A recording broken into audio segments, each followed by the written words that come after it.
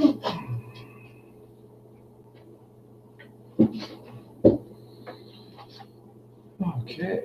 well, we'll sort of play Ferris Bueller while I wait for people to join. I will read a little excerpt from Dead Snapshot, Liberty, South Carolina. Chapter 1. Welcome to Liberty, South Carolina.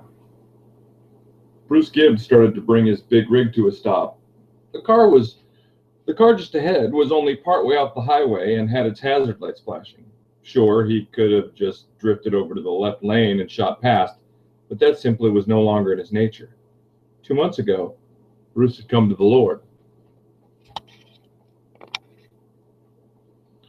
After over a decade of drug and alcohol abuse, his sister had staged an intervention. It was then that she revealed she had been diagnosed with breast cancer and needed her big brother's shoulder to lean on in the trying times that lie ahead. He'd started attending church with her every time he was in town and was starting to feel better about himself than he had in years. The big rig shuddered as it came to a complete stop, and Bruce engaged the brakes before opening the door. The cool night air made his skin erupt in goosebumps, and he got a funny feeling that sent him to his favorite verse of scripture. It was the first bit he had ever memorized, and it always calmed him when Satan tried to unsettle him, to lure him back to the bottle or the women. So, that's sort of the opening couple of paragraphs to Dead Snapshot, Liberty, South Carolina.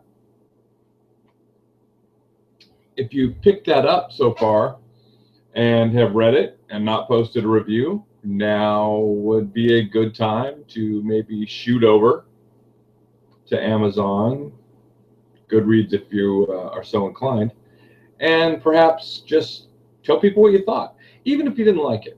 I don't mind if you hated it. That's okay. So, when you're doing a review, or if I'm putting out a request for reviews, it's not always about the good ones. You can't make people like your stuff, and this is entertainment. So the reality of entertainment is that not everyone is going to be happy with what you do. So you have to be willing to accept negative reviews as they come along, and it's something that I'm prepared for. I mean, I get 1-star reviews just like anybody else. If you find a book, especially if it's like the first book of a series and all it has is 5-star reviews, might not be very genuine.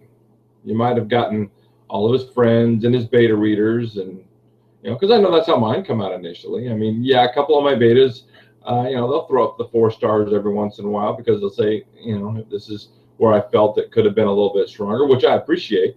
But until you start seeing some 3, 2, and 1-star reviews, you're really not getting, a rounded viewpoint of somebody's work.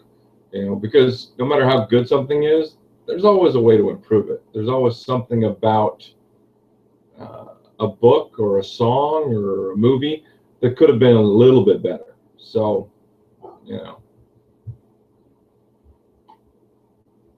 Now, I notice that I keep having one viewer trying to pop in and out, so hopefully they'll stick around, get everything figured out with what they've got going on.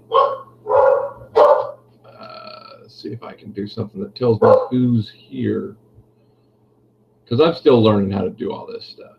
So, I think the best thing to do is to just pop in and just say hello when you show up, and then that lets me know that you're there. So, by the way, yes, that is the Newfie in the background for those of you who can hear her. So, and they'll be making an appearance probably before long. So, even if you don't have a camera, you can come on to these. All you have to do is type over in the corner, maybe make a I've got it all enabled so that you can Q&A things, and like I said, I'm sort of bouncing around the controls right now, just sort of figuring everything out. So there might be some awkward moments these first couple of times, but I think for the most part,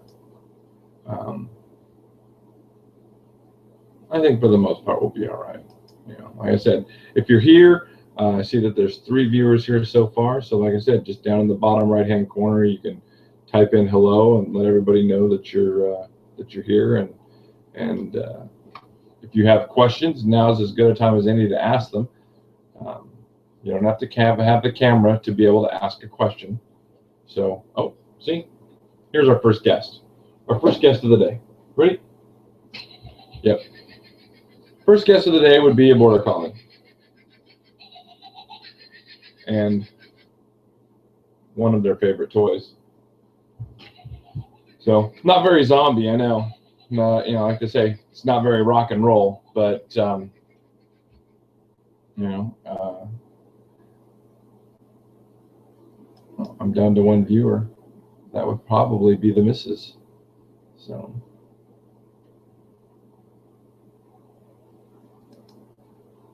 let's see if I can invite people. There. We'll see how that works out. So, okay. Let me have that toy. Thank you. That's enough of that. So, I mean, we could do an hour of me playing fetch with my dog. Not very exciting, but, you know, it's doable. This is more about giving you a chance to ask questions about the Dead series, the That Ghoul Ava series, if you like.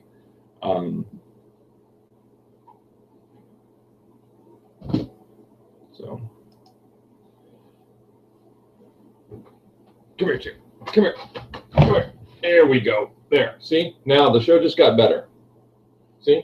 I have a guest. I have a guest. This is Tyrion, our black and white short-haired border collie. So he is far cooler to look at and watch than just me sitting here rambling on about nothing. So, you know, I mean, if we have to sit here and pet a dog the whole time, we can do that. I don't mind.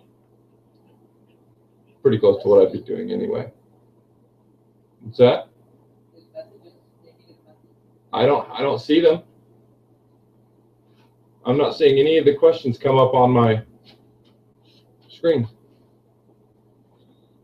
I see my remark.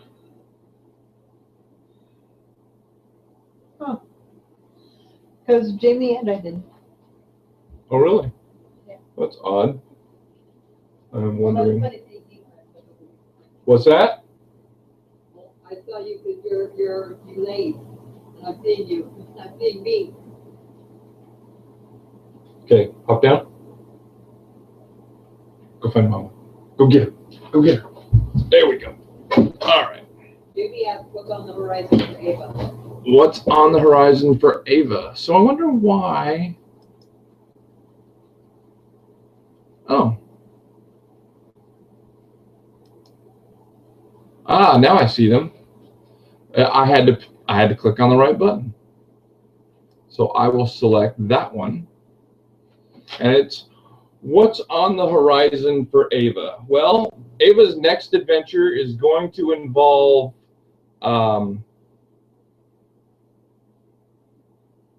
if you have guest issues, it may be me. Ava's next adventure is actually going to involve a arena football league team, or an indoor football league team, I guess, is what we're going to say. I don't know that there'll be that sort of thing happening in Portland much longer, so we'll find out. Anyway, Ava's got an adventure coming up where she's, yes, Stephen, you are in, I see you. Or I see your icon that says you're here. So, but back to the Ava question. Yes, Ava is going to be involved in a taking out an ogre that's trying to kill the quarterback for a star football team. And after that, the next adventure is sort of going to be a nod to the classic Scooby-Doo era. What's going to happen is, for those of you who are not aware, I've got a book coming out called Tribute that'll be out very soon. And when Tribute hits the stores, it's going to be a lot of interviews and sort of some pointers and some behind the scenes stuff of the bands that play in the Tribute scene here in the local Portland area. But I think a lot of the information will be applicable to pretty much anybody looking to get into either tribute bands or just music in general, because there's a lot of good advice there. However, Ava's adventure, it's going to be called Ava Quenches Her Appetite, where she will be hired by her arch nemesis Belinda to kill a vampire that is looking to start its own kiss in the Portland area. And this vampire's first target is going to be Mark Thomas, the Axl Rose lead singer from Appetite for Deception. So the band Appetite for Deception will be making a guest appearance. I've actually spoken with several of the band members, and they're on board for it. They're all stoked about it. So yes, Ava will be taking on some other. Gotta move down to the next question. Anyway, Ava will be taking on some other monsters as well, but this vampire thing with Appetite for Deception and the tie-in with Appetite for Deception will be 2 episodes away, and a lot of fun, I think. So also, we're still kind of keeping fingers crossed and keeping an eye on the graphic novel. So as information on the graphic novel comes up, stay tuned. I will be letting you know. So that answers the Ava question. The next question I have is, what book are you doing now? The book that I am currently working on is Tribute. It's got nothing to do with zombies or ghouls or anything of that nature. It is about the tribute band music scene here in the Portland area, a lot of interviews, and that book will be releasing July 15th at Hairfest 6 in Canby, Oregon. There will be physical copies on hand. There are going to be pictures, so there'll be pictures in the middle of the book for those of you who would like to wander around and get autographs from the people that are in those pictures. I'm sure they'll be more than happy to oblige you. And if you want me to sign your copy, then of course I would be happy to do that as well. But yes, Canby Hairfest will mark the release date of Tribute. That is my non-zombie project for the year. So moving off of that, going back. Yes, that is the upcoming schedule of events. Come here, buddy. Come here. Come here. Come here. Up, up. There we go. See? Again, when there's nothing for,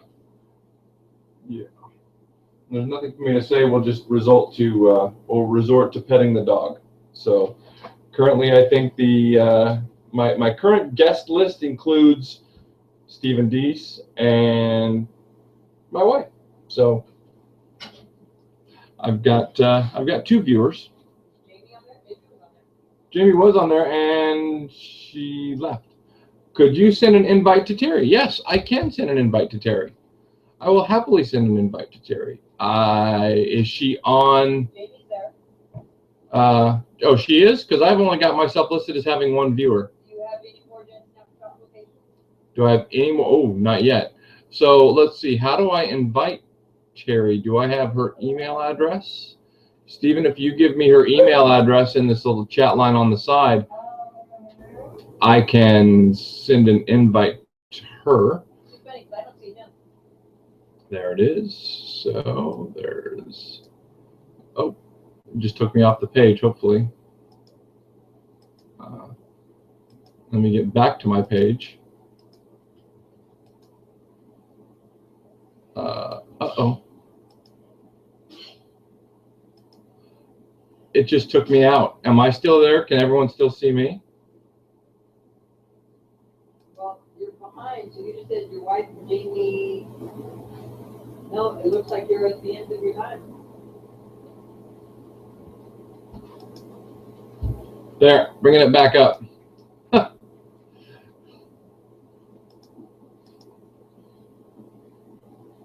Jamie says, I see you.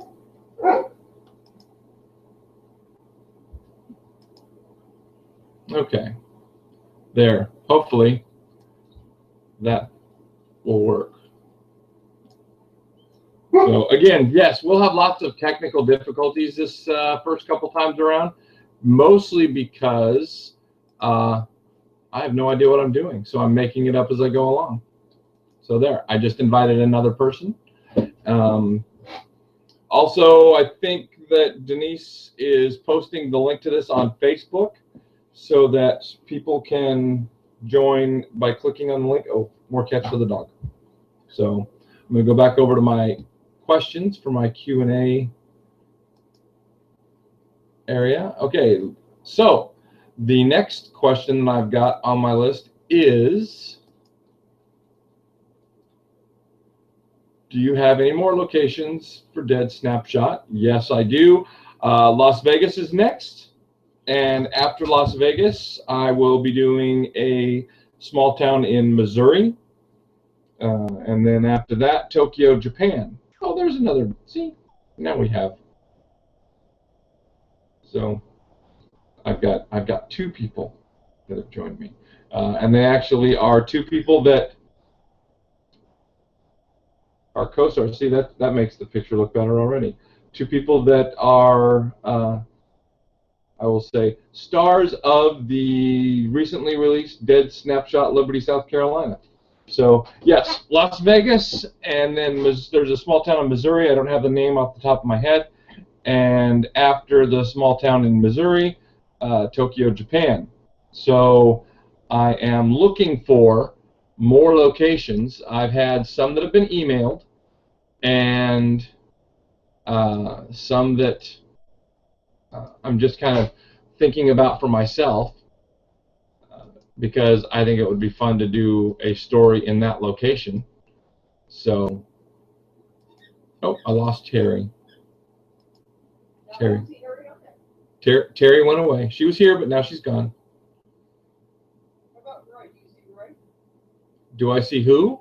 Roy? Says we're waiting for the state. Oh, no, I don't. But again, that doesn't surprise me, considering the fact that I have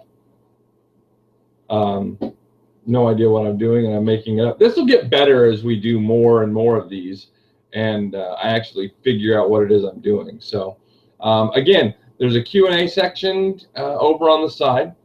If you have questions, now is a good time to ask them. I keep moving back and forth between those.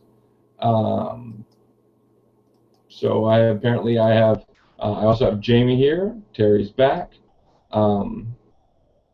So yes, if you have questions, or if you have a town that you would like to nominate for an upcoming Dead Snapshot, that's a good idea. Also, I will tell you that a couple of the creatures that you're going to be meeting in the upcoming Ava books, of course, she's taking on an ogre, so you're going to get a better chance to become acquainted with what ogres do, at least in Ava's world. But she's got to take on an ogre. And then there's these little monsters called redcaps that I got suggested, and I'm starting to do some research on, and they're hideous, absolutely awful, which makes them a perfect monster to use for an upcoming Ava book. And then, as I said, there's the vampire story that's going to take place. A rival vampire is going to try to move in and bump off Belinda and start up her own kiss. So Belinda is going to hire Ava to take out this rival and prevent her from fighting and turning the lead singer from Appetite for Deception, Mark Thomas, who plays the Axl Rose character. So that's what's on the Ava horizon. I will tell you, and I will warn people ahead of time, and I won't be able to say this enough because people they're going to read the book and they're going to go, well, that was awfully depressing. Las Vegas is going to be a very grim, very dark book. There's not going to be any good people. There's not going to be a, quote, hero in the Las Vegas book. This is about basically a guy that sets himself up as a warlord, and he does it unopposed.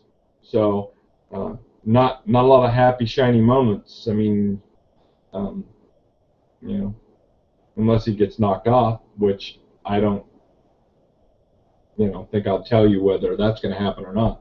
So from Steven, I was going to ask if I had ideas for areas that have not been requested yet, and if you're going to go ahead and do them or wait a little bit to see if they're suggested.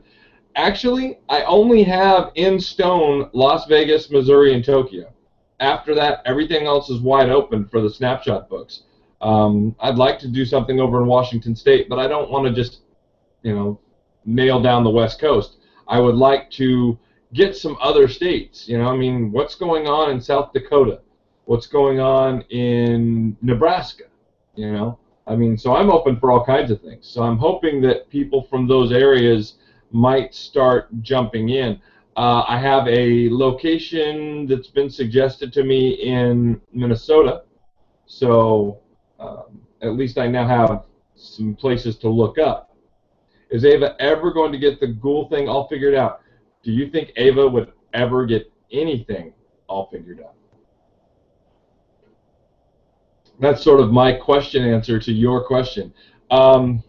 She's going to constantly learn on the fly, and she's never really going to feel like she has all the answers. And so even if she had it all done in her head and knew all of her abilities and what triggered what, she's never going to feel like she has it nailed down.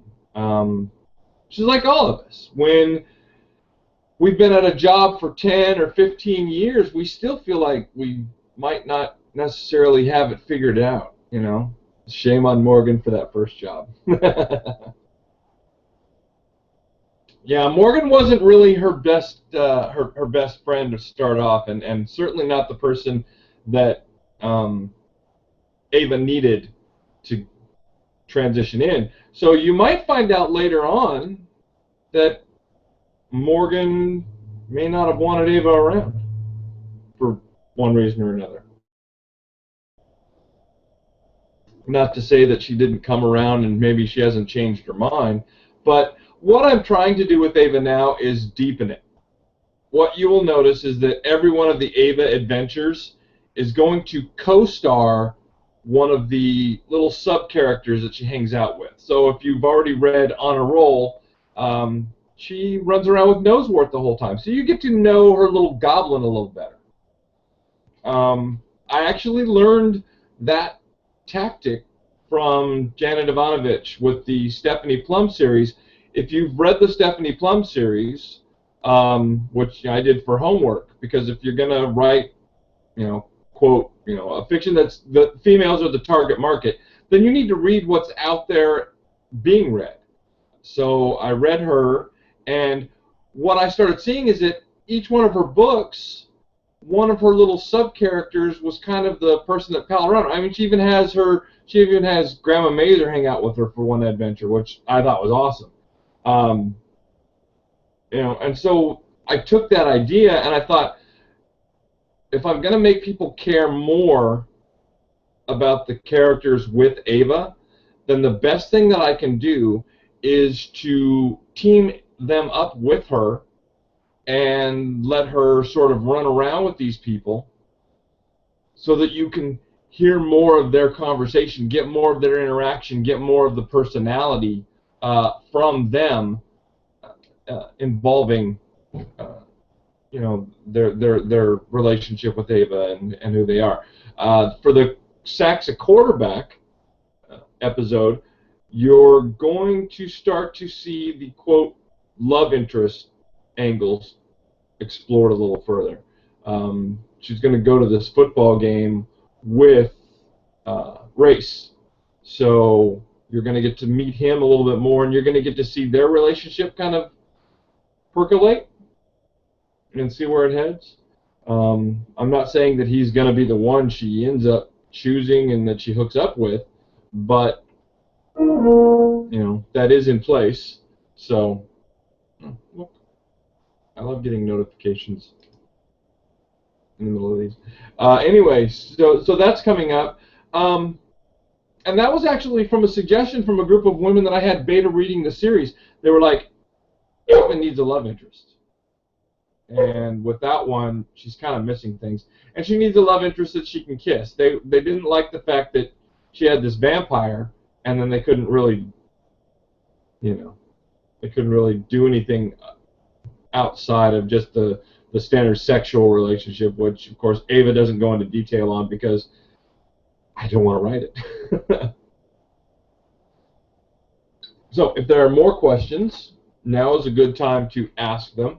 Like I said, I'm just wrapping up Tribute, and I'm getting started on Ava. The intention is to take Ava camping with me. Yeah, she couldn't even kiss the guy, and the women that were my beta readers, they really focused on that point. They said that's not working for us. You know, I mean, that's not really a love interest if they're so hampered. And so, you know, listening to them and getting their critique, I was like, all right, well, this is what I want to do, and this is the audience I need to sort of nail down, then that's who I have to listen to. So I made the adjustment, and you know me, I love killing characters, so the best thing to do is just kill the guy. So he turns into sparkling diamond dust.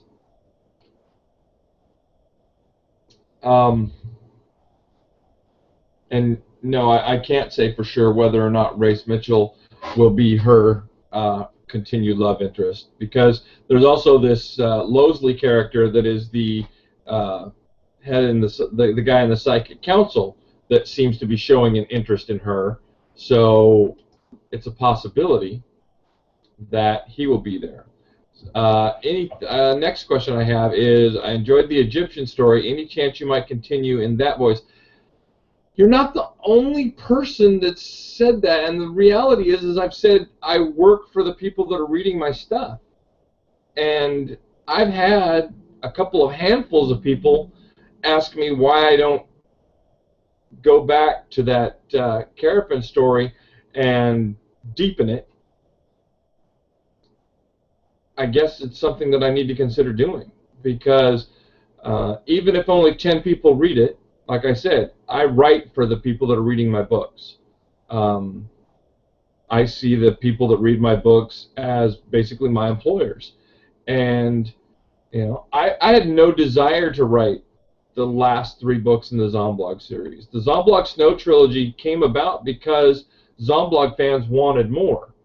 I was done with it. I had called book 3 the final entry and had no intentions of going any further, but there was a cry for it, and so it was my responsibility to the people that read it.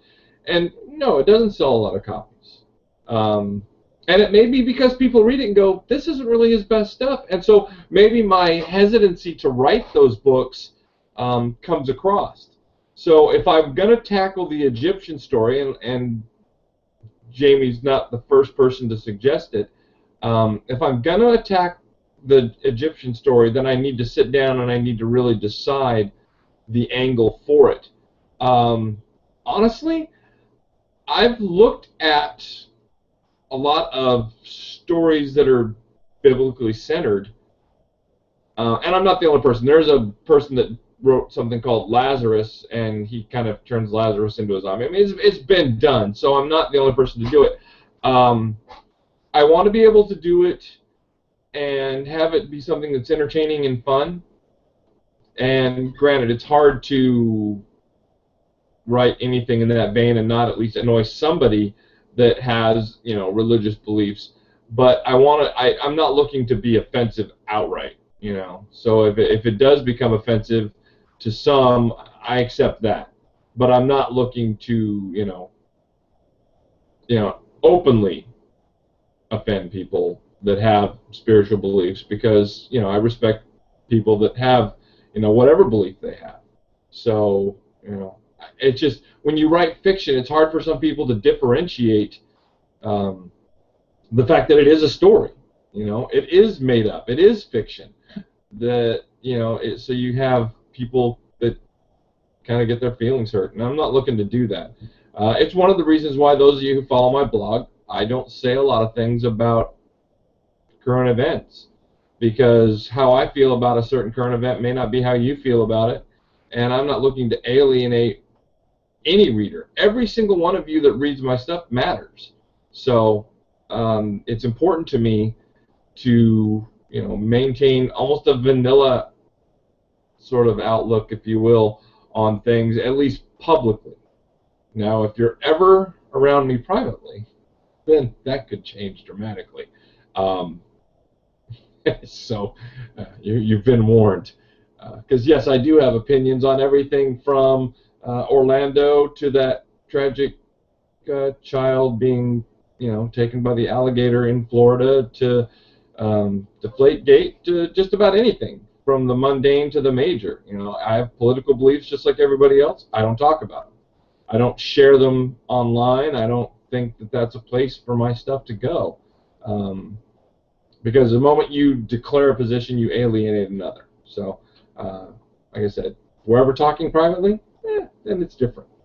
So but anyway, back to the Egyptian thing. Yes, I do think that the Egyptian story does deserve going into with another look. So that's going to happen. Next question, what is my next non-Ava or zombie project? My next non-Ava or zombie project is going to actually be, if she's around here anywhere, I think Freya's out with Denise. I'm actually going to write about the breed, the Newfoundland breed, and everything that I've learned regarding just the different aspects regarding the Newfie, because when I do things, I like to research stuff, the stuff that I'm doing. I don't like to just go in blind. And where is she? There is she. Freya Bug. Come here, you. Come here. There's my baby. Come here, baby. Yes, come here. Come here. Come here. Oh, okay. Is that too hard? Okay, well then here, I'll take you to her. There. There she is. That's our big girl. That's the big Newfie right there. And a little blurry because she doesn't sit still. So, but yes, I am going to write about. Sorry if I'm giving anybody, tilt-a-whirl sort of motion sickness. Yes, but yeah, I'm gonna my non-zombie book, my upcoming non-zombie book over the next year is going to be about the Newfoundland breed. As I said, I like to know what I'm doing, and I had no idea what I was doing going into this.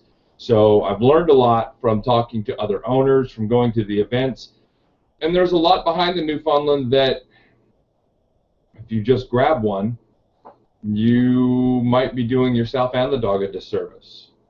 They take a lot of work. You can't just have one and put it on autopilot. I mean, a dog like Tyrion, short-haired border collie, if he doesn't get brushed every day, it's no big deal. A dog like Freya, if she doesn't get brushed every day, it can be a problem.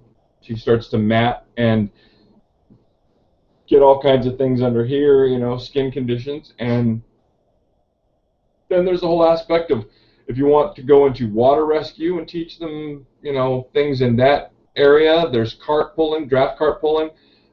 So Newfies take a lot of work. And as I said, there is very little information out there that teaches you what you need to know and walks you through things. So I'm actually compiling information, and I'm going to write about the Newfoundland breed. That's probably next year's non-zombie project. Last year's was on Civil War. This year's was tribute. Next year's will be about Newfies. And that's as far as I've gotten with my my non-zombie stuff. I try not to look too far ahead. Here's a question. I hear that gas is good for up to 5 years and diesel up to 10. Why do you have it going bad in a year? No, I'll never completely give up on the zombie genre. That's not ever going to happen. I will say that. I'll never give up on the zombie genre. But anyway, the gas being good for up to 5 years. When I was doing my research, one of the, and then this is me not being a car person, one of the things that I read was that after a year it starts to go bad because of things like water forming in like tanks, because a lot of it's going to be in car gas tanks and stuff, so you're relying on what's sitting in a vehicle. And so they said that there was things like condensation and stuff, and you could treat gas and extend its life, but that untreated, it starts to go bad within a year. So again, like I said, don't know if that's entirely true. It was from where I went, and I found it on the internet, so it must be true. But yeah, so that's kind of the thing. And does it hamper people? Yeah, but I mean, the zombie apocalypse is going to hamper people, period. So that's part of the deal. I mean, think about our infrastructure and how easy it is if you're hungry to just go to the store and get something. Okay, no problem. Now, what if you are responsible for, if you don't grow it or kill it, you don't eat? Perfect example. I planted a whole bunch of starts this year. We're not going to have a garden this year, though, because they all died. I put them outside too early, and a bunch of them died outside. And then I put them outside, and we got this weird 90-degree thing that doesn't happen in the Northwest very much for a couple of days, and that killed the next batch. So, thunderstorm. Oh, we got thunder. So the dogs just all ran away. But which that doesn't happen very much here either. Oh, and Ifa came to my. Come here, puppy. Come here, puppy. Now here, come here, up here, up here. Come on, all the way up. There we go. There, this is my girl. Yeah, this is my girl. Yeah. This is our red and white border collie. And yeah, she's moving around a lot, so she's probably giving you a little bit of motion sickness. She wants to go hide under my desk. Come on, there you go. She heard thunder, so she wants to hide. But now the thing with being responsible for all your own food is, not all of us are farmers. Especially people, from the cities and stuff like that have maybe never grown anything in their lives. Also, I had one entire batch. It was a whole bunch of seeds from this one company. Not one of them came up with a start, and this was kept inside in the little greenhouse starter kits that I got that worked like a charm last year. So I had an entire packet of corn that got planted, and nothing happened. And they were watered, they were cared for, best conditions. So this was all best case scenario stuff, and I got nothing out of it. So when we lose grocery stores and all this other stuff, we're screwed. And then, add in things, and this is something that some of the people that write me on occasion, that sort of, oh, here's a really good idea and that sort of thing. And I try to sort of meld some of those in, but you've got things like people that are, you got people that are diabetic, people that are asthmatic, people that have kidney stones, and trust me, from going through that ordeal, it's vastly unpleasant. Now, remove medical care, remove dental care. You get an infection in your mouth, all these things are things that can kill you now, besides the zombies, So yeah, losing gasoline is an inconvenience, but driving around is going to be risky business anyway, And those roads aren't going to be kept up anymore. So, but to also return over to Terry's question about, do I see a time when I give up the zombie genre completely? No. And that's even when they stop selling, because I mean, if I have something, like if Ava takes off, and Ava becomes as big as what Dead was for me, and her numbers go through the roof, I still do not see a time when I won't write them, because I love it. I got hooked on it with that original Dawn of the Dead when I was 14 years old, sitting in that movie theater, and it's kind of like, I can't explain it any better than it's like having that first crush, that first love, that first kiss, and being able to experience it over and over and over and over again, because this was, for me, this was the first thing that ever really grabbed me as far as a movie was concerned and as a genre, and it's been here since I was 14 years old. I never expected to write it. I had a college writing instructor that yes, go into the door. Yes. Dogs are going to go into the door. That's the part of doing a live broadcast that But anyway, as I was saying, it just, I get to do what I love, and I'm never going to stop doing that. Even if only 10 or 15 people read it. So, yes, and thank you. I've got a comment that says I'm great at it, and I appreciate that, and I'm thrilled that people like it. You know, I am. I still, to this day, if I switch over to Amazon and I look at my daily sales numbers, I'm like, wow, really?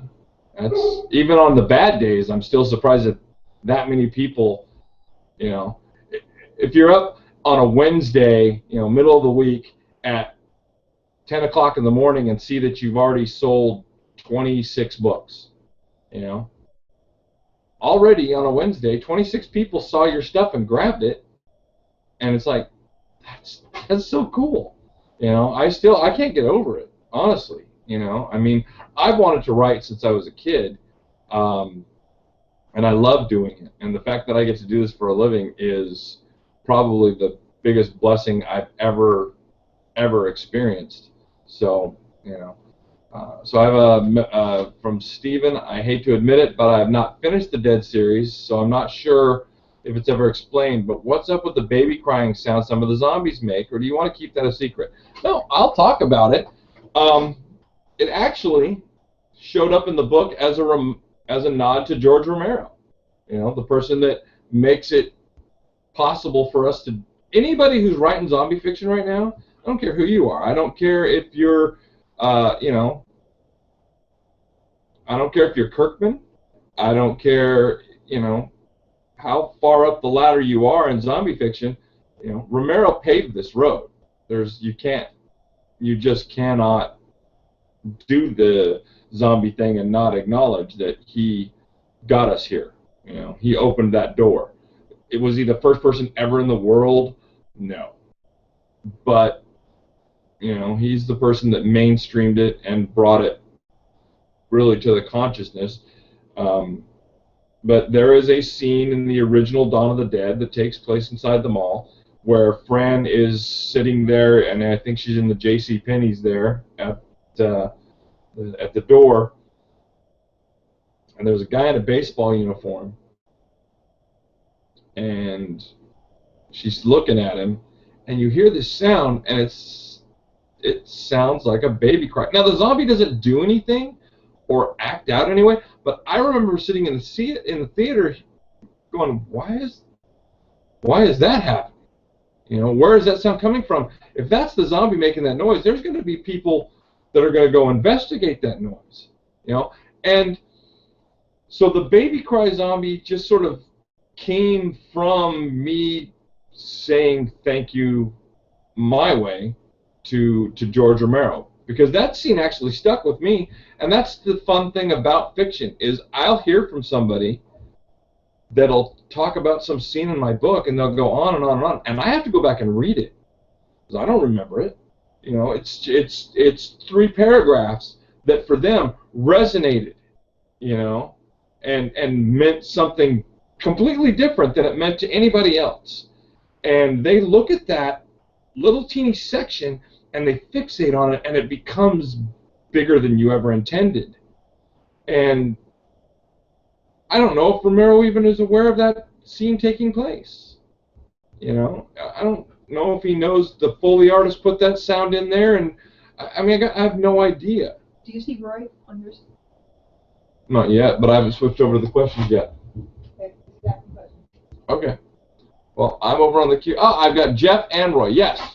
So I have 2 questions to answer. But so that's sort of the baby cry thing. So for those of you that are curious, and I'm going to talk about the zombie kids maybe later, but I have a question here from Jeff Shoemaker, and it says, have you ever thought about going into a different type of apocalypse-style series besides zombies, as an example, biological alien? I was in the middle of that whole Reagan era. I was in the Navy during that time with the, everybody was worried about your finger on the button thing. And I've thought about playing with that. The problem is there's just so much science involved. And I don't like to put something out there. I mean, we're all taking sort of liberties with reality with what we write anyway. But I don't want to completely, have people read this and going, this guy's a total idiot. So, and for the aliens and stuff, I'm not really a sci-fi guy.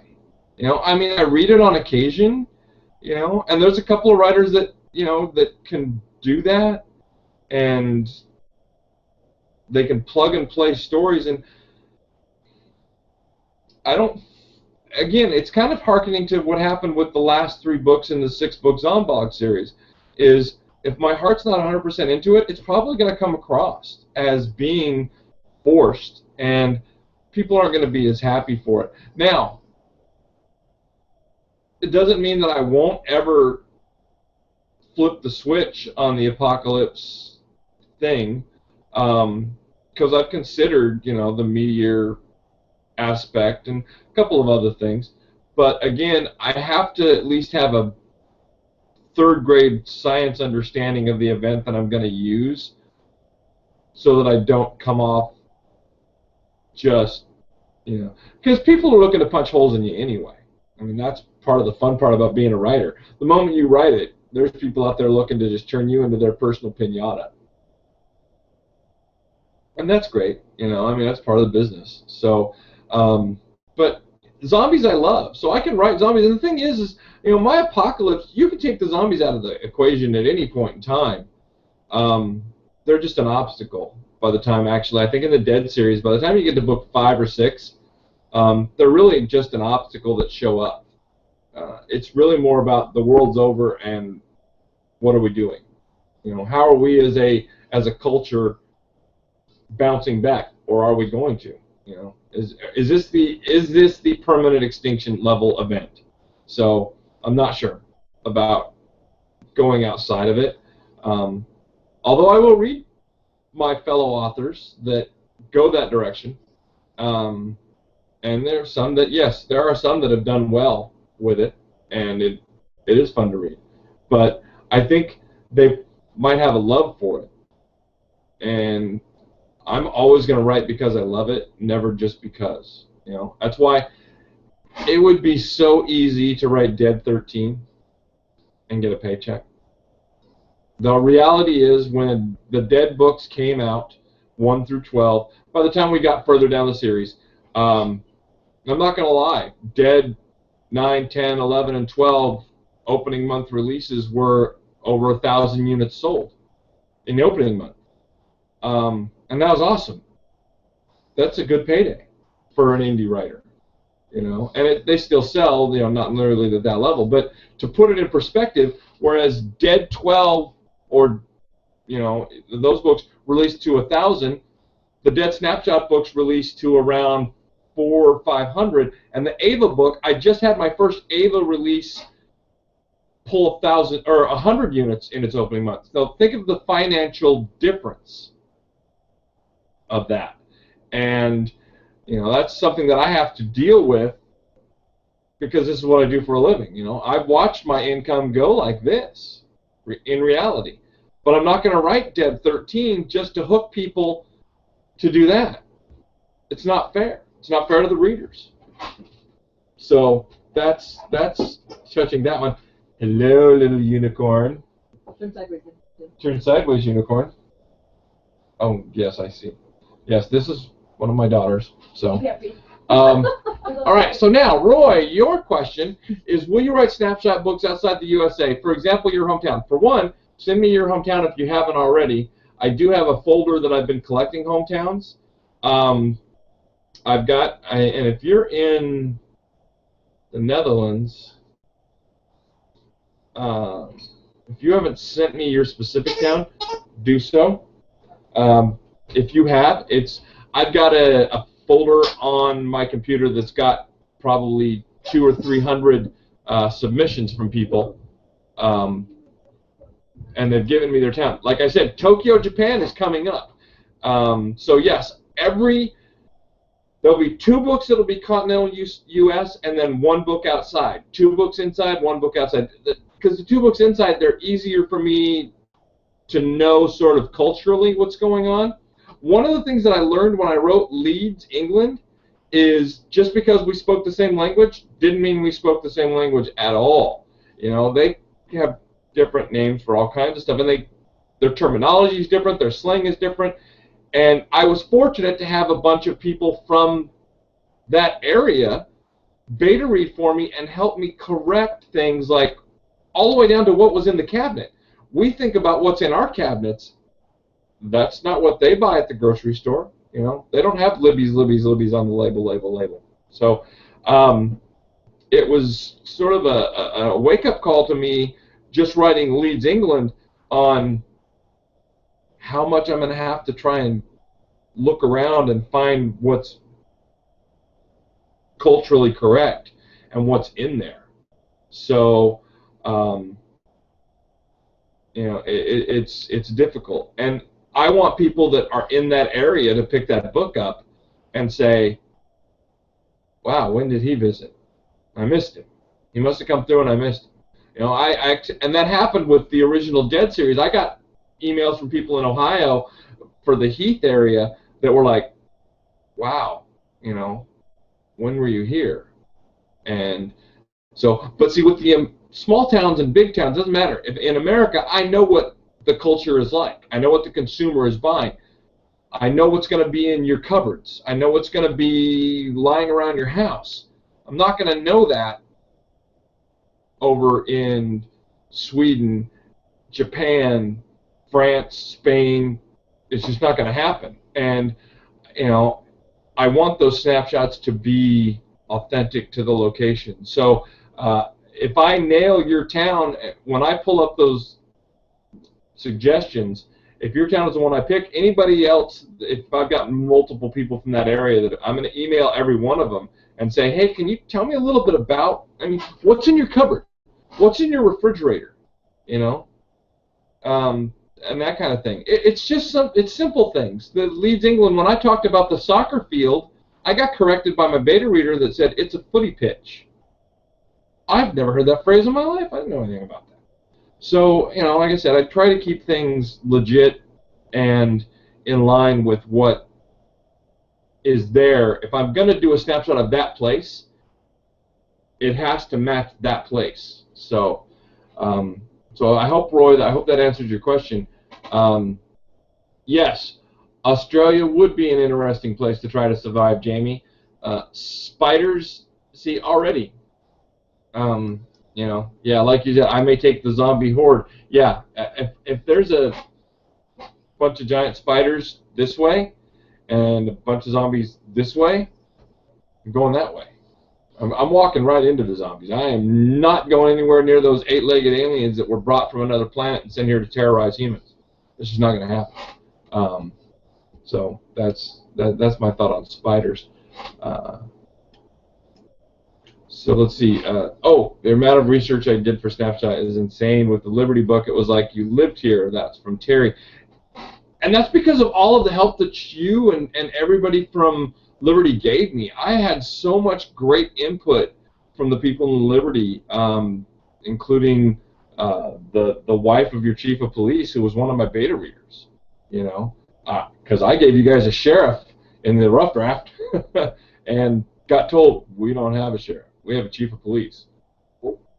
Well, I better fix that. So, but then after that, it was really easy to use Google Earth and get down at the street level and kind of cruise around your town and see what was there. And for instance, the school scene, when Stephen goes to the school, I was on Street Map walking to the school, and so when everything happened, when I brought him there and then had him throw that kid in the little storage locker or whatever it was that was in the parking lot, it's because there was one in the picture. If you go to Google Earth, the church across the street that had the little storage trailer, the reason he threw that kid in that storage trailer is because it was in the picture whenever the truck from Google Earth came through and took you guys' pictures and sort of mapped out your town. So it gets rough when they don't go down certain streets. So that can be difficult for you know, depending on how out of date the neighborhood is. So, but yes, thank you. And it was fun to write Liberty, because I got to go a different direction. You know, it wasn't about everybody's wiped out and 6 survivors. It was, you know, a dozen or so people wiped out and everybody else is surviving. So, and then of course, how do you keep that many people fed? And that relies on, yes, and yes, I did include Pickens, because you guys have a couple of small satellite towns. Pickens and Easley were both prime candidates for you know, people to raid, but then that also brought up the aspect of, but what about the people living there? You know, you just walked into their neighborhood and took their stuff. So that was kind of fun to touch on the aspect of, yeah, you people are all surviving, and maybe everybody didn't. Hold on 1 second, sweetie. This has got about 3 minutes left. So yes, I'm telling everyone we're at about a 3-minute warning for those of you if you've got any last-minute questions. And I'm going to try to advance notice the next one of these sooner. I really want to do one with Ava. So I've got one last question. It says, all right, Todd, here's a tough question from Jeff Shoemaker.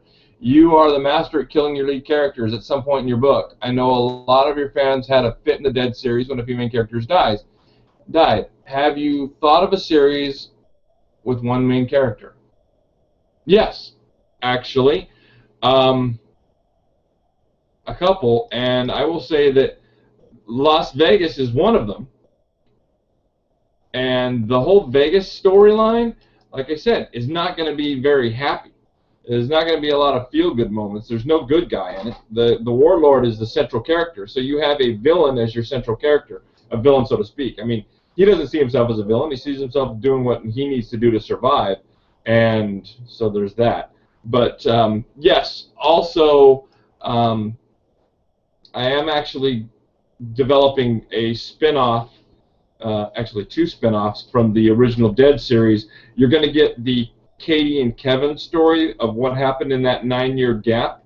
So at least you know Katie and Kevin survived to the end of that, you know, little trilogy. And then also I'm going to be writing about Talia. Talia is going to get her own little spin-off. And I'm not sure how far I'll go with it, but yes, Talia's getting her own series. Also, the Adam, the bounty hunter character, is going to be getting his own series. The guy that keeps the journal in the vignettes, books 10, 11, and 12. And I don't have any intention of him dying because it's his journal. So, not that that doesn't happen, obviously, if you know, no spoilers for Zomblog, but just because somebody was the narrator didn't mean they survived. So, but you know, the Adam character is going to be doing some stuff in an upcoming spin-off. So those are 2 spin-offs that will involve people staying alive to tell the story. And I'm actually making a conscious effort in a couple of my upcoming Snapshot books to let the good guys win a few. So I'm going to actually take main characters off the table. When I sit down to write it, I'm going to go into it with the mindset of saying, this person survives till the last page. And so I've got to make sure that I write it so that I don't get them into some crazy situation. Because that's actually how Kevin died. Kevin wasn't supposed to die. Oh, and I hope I haven't ruined anything for anybody, but Kevin wasn't supposed to run into his situation. It just got written in, and by the time he was messed up as bad as he was, I didn't see a way for him to survive. Same thing with Steve. Steve was supposed to last 2 more books. So again, hopefully I'm not spoiling this for you. I'm assuming that we're talking about Dead, so most of you, except for you, Stephen, and I don't know what book you're on, but most of you have read the series. So if I've spoiled it, I apologize. But I'm going to wrap this up. One real quick answer. How do you think you would do if the zombie apocalypse happened? I would probably do well for the first couple of weeks. I'll be honest. I'd probably do well for the first couple of weeks because my brain would be wired towards things that I've read and what I would do to survive. But beyond that, then it gets rough. I mean, like I said, I can't even grow I can't even grow a row of corn for my garden this year. So, plus I'd be so worried about my dogs, you know, and they're noisy and they're going to be food requiring monsters that, you know, they have to eat, and they're not going to be happy about not eating, and I'm not going to be okay with them not eating. So they're going to put my life at risk all the time. I'm going to be out there risking my life for a 40-pound bag of dog food that I don't get to eat any of unless I'm really hungry and have to. But and that'd be the other part is I'm I'm going to have to get over some food issues in the zombie apocalypse too. So plus, you know, spiders and all that other stuff. So I like I said, I'd probably do well for the first few weeks, but honestly, beyond that, I don't know. It would be kind of sketchy after that. I have a plan. I have a plan for my house. So, you know, there's a plan in place. We'll discuss that next time. So I'm going to sign off here. I want to thank all of you for coming, and tell your friends. Let's try to get a few more people into these, and I will announce this next one hopefully further ahead, but not so far ahead, because the problem is I announce it too far ahead and then I forget, honestly, because I have a memory of a goldfish when it comes to everything else, because I've got 9,000 things going on at once, so I don't think, and then all of a sudden it's 2 o'clock and I was supposed to be doing this at 1. So doing it the way I did, making it a blog post and then putting it on my dry erase board and everything else like that is helpful. So, but yeah, like I said, tell your friends. Bring a Liberty contingent. Let's talk about Liberty, South Carolina next time, and also by then we'll be able to talk about Ava, because I will be in the process of writing Ava, so we'll be able to do more Ava talk. But bring your zombie-loving friends and tell them to read the Dead series and show up with questions. And also, send me towns, or if you know somebody from another town in a state that I have not done yet, and I've only done a couple so far, send them to me, because Snapshot's going to go, you know, that's going to go on for a long time. So, Roy, I'm talking to you. Get me your town if you haven't already.